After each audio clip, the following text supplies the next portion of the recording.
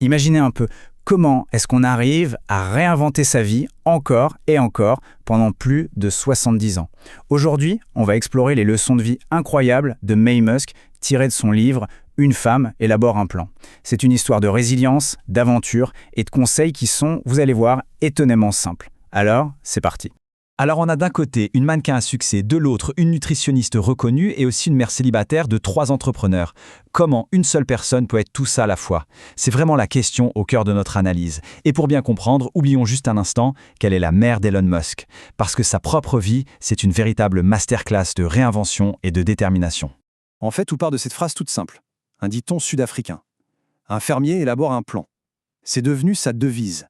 Peu importe l'obstacle, sa première réaction, ce n'est jamais la panique. C'est de faire une pause, un moment pour réfléchir et faire un plan.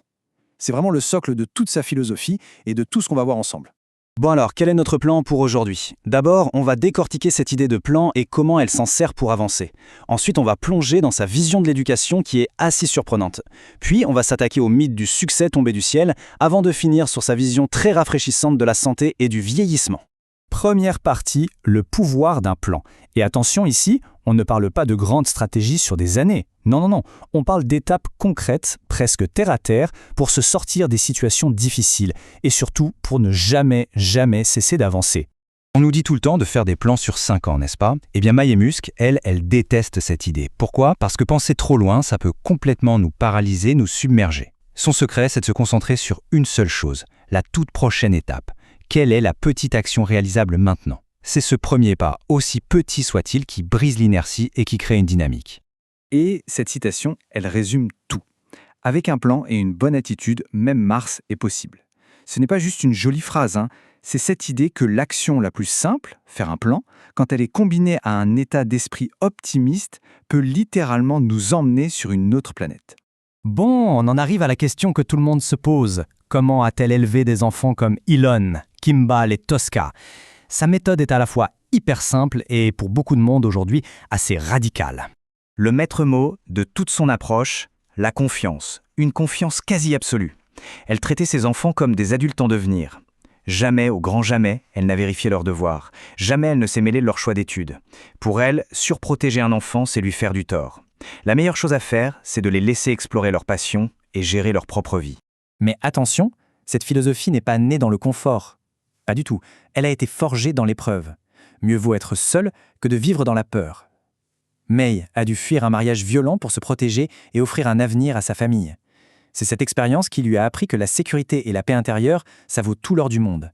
Même si le prix à payer, c'est la solitude ou les difficultés financières. Et ça nous amène tout droit à la question du succès. Est-ce que cette famille a simplement eu de la chance? Eh bien, May Musk offre une perspective complètement différente, une perspective qui est ancrée dans l'effort et la persévérance. Face à un tel succès, des milliards de dollars, des entreprises qui changent le monde, la question se pose. C'est légitime. Était-ce juste un coup de chance, un hasard incroyable? Avant de répondre, regardons un peu les faits.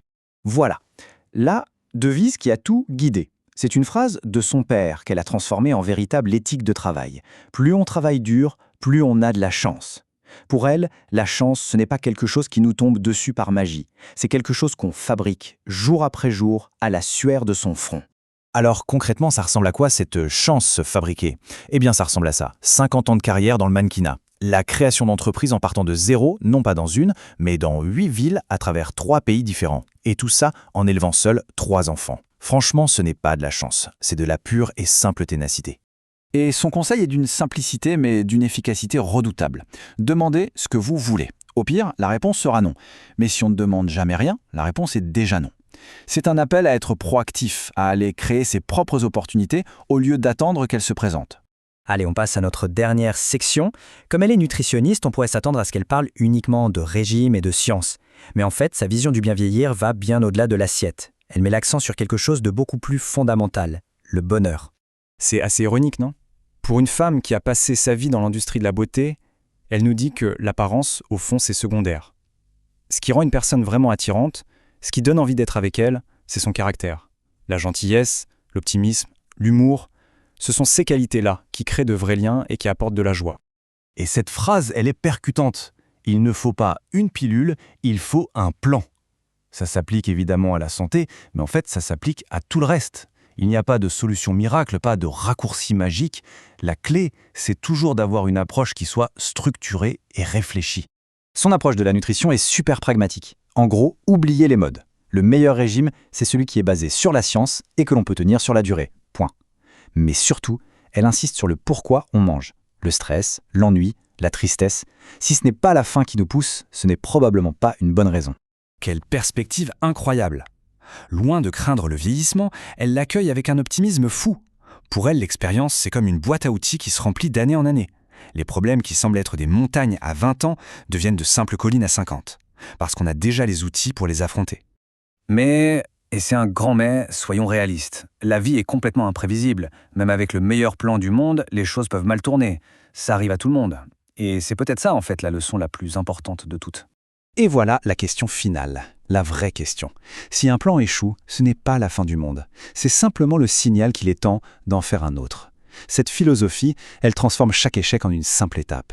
Ce n'est pas un appel à être parfait, mais un appel permanent à la résilience, à l'action et à la création de son propre chemin, plan après plan.